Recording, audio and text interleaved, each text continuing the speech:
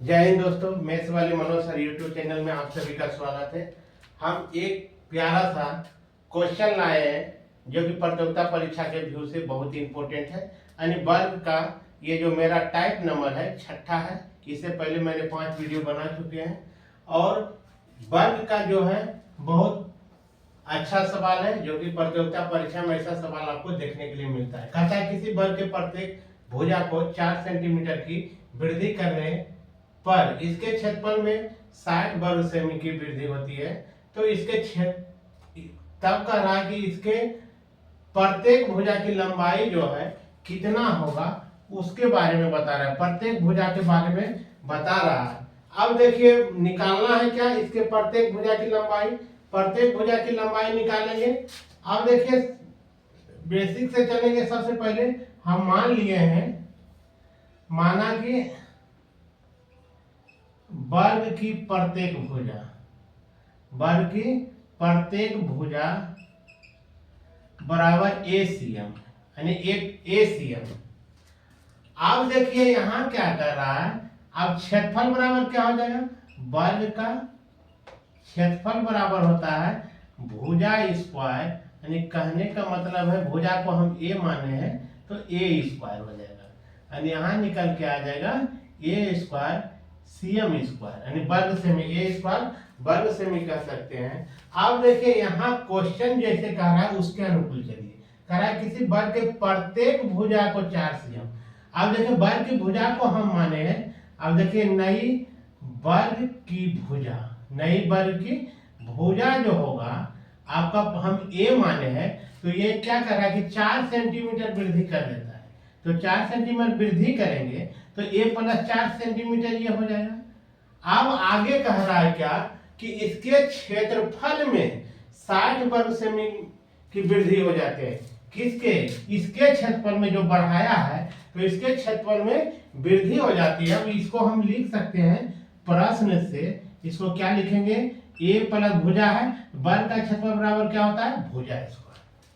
तब पुराना वाला जो क्षेत्रफल है उसको क्या करेंगे, घटाएंगे, तब वृद्धि मालूम होगा कि कितना वृद्धि हो रहा है तो 60 सेंटीमीटर का वृद्धि हो रहा है। तो ये इस तरह से हम कर लेंगे। अब पढ़े होंगे आप लोग A प्लस B का होल स्क्वायर, यानी A स्क्वायर प्लस 2AB और प्लस B स्क्वायर। अब इस पर चलेंगे, A square A Guna A करेंगे तो A स्क्वायर 2AB, 2 A का मान A है तो A हो गया, B का मान 4 है तो 4 में 2 से गुना कीजिएगा, नहीं तो इस तरह से लिख सकते हैं A गुना 4। इसको क्या हो जाएगा B का स्क्वायर यानी 4 का स्क्वायर माइनस A स्क्वायर बराबर 60 का। अब देखिए यहाँ A square minus A square plus ये काट दिया, इसको गुना कर दीजिए, 4 गुना 8 है अब प्लस इसको 4 गुना 4 करेंगे तो 16 बराबर ये आ गया 60। अब देखिए 8 है बराबर ये 16 जो है उस साइड जाएगा, प्लस है तो उस साइड जाके क्या हो जाएगा माइनस हो जाएगा, यानी 16 घट जाएगा। 8 है बराबर निकल के आ गया आपका, घटाए तो 44 आ गया।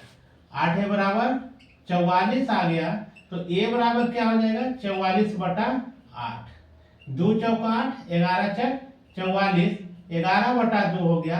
11 में 2 से भागा दीजिएगा तो 5.5 CM निकल के आ जाएगा। 5.5 CM निकल के आ गया। आपका ऑप्शन में आ गया D।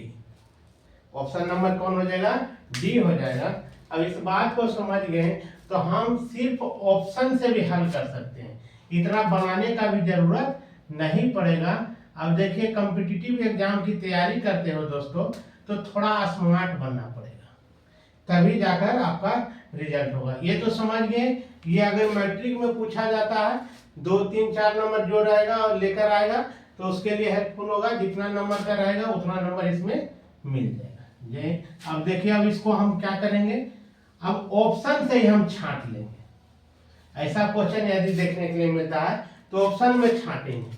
अब देखिए यहाँ क्या कर रहा है, 4 सेंटीमीटर की वृद्धि कर रहा है। यदि हम पुराना इसको हम भुजा को अगर हम 12 मानते हैं तो 12 गुना 12 करते तो कितना होगा 144, और 4 सेंटीमीटर बढ़ा हो तो 12 में 4 जोड़िएगा तो 16 होगा। 16 गुना 16 करेंगे तो 256, घटा के देखिए तो आ रहा है 60 के बराबर, नहीं आ रहा है। ये हो गया ऑप्शन गलत। अब दूसरा में हम चलते हैं तो 13 गुना 13 करते तो 169 आता है। 13 में 4 जोड़ेंगे तो 17 हो जाएगा 289। अब देखिए इसको भी घटा के हम देखते थे 120 आ रहा है, ये भी ऑप्शन गलत है। अब तीसरा में देखते हैं तो 14 गुना 14 तो 196। 14 में 4 जोड़ेंगे तो 18, 18 के स्क्वायर हो जाएगा 324। इसको घटा के हम देखते हैं 14, 8 14, यहाँ बच गया 11, 9 2 11। अब यहाँ देखिए घटा के यदि हम देख रहे हैं तो ये भी नहीं मिल रहा है, 128 आ रहा है, ये हो गया गलत। अब ये तो निश्चित रूप से होगा ही होगा, काहे कि इनमें कोई नहीं दिया हुआ है ऑप्शन, तो इसको मार के निकल जाएगा। नहीं तो अब देखिए इसको हम आपको बताते हैं। अब देखिए हम भुजा को माने हैं 5.5, तो इसका क्षेत्रफल हम निकालेंगे तो 5.5 गुना करके देख लीजिए तो 5 है 25, बाकी 2 रह गया। 5 है 25, 5 है 25, दोनों 50 में 2 जोड़िएगा तो 52, हाथ में रह गया 5। 5 गुना 5 करें 25, 25 में 5 जोड़ेंगे तो निकल गया 30। इसका क्षेत्रफल हो गया।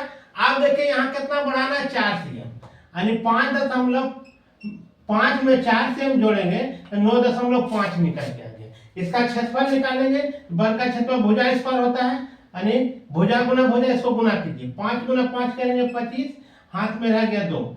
9 गुना 5 45, 9 गुना 5 45, 45 90, 90 में 2 जोड़ेंगे तो 92 हो जाएगा।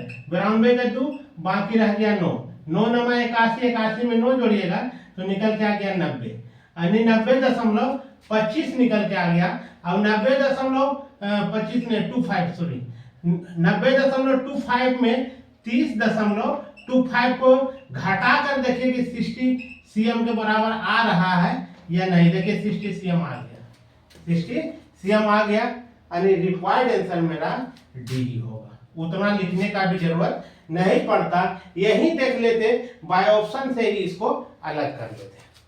जय हिंद दोस्तों, वीडियो पसंद आए तो लाइक कमेंट्स निश्चित रूप से कीजिएगा कि वीडियो कैसा लगता है। आप लोग एक भी कमेंट्स नहीं करते हैं कि मेरा वीडियो कैसा लग रहा है, कमेंट्स एक भी नहीं आ रहा है।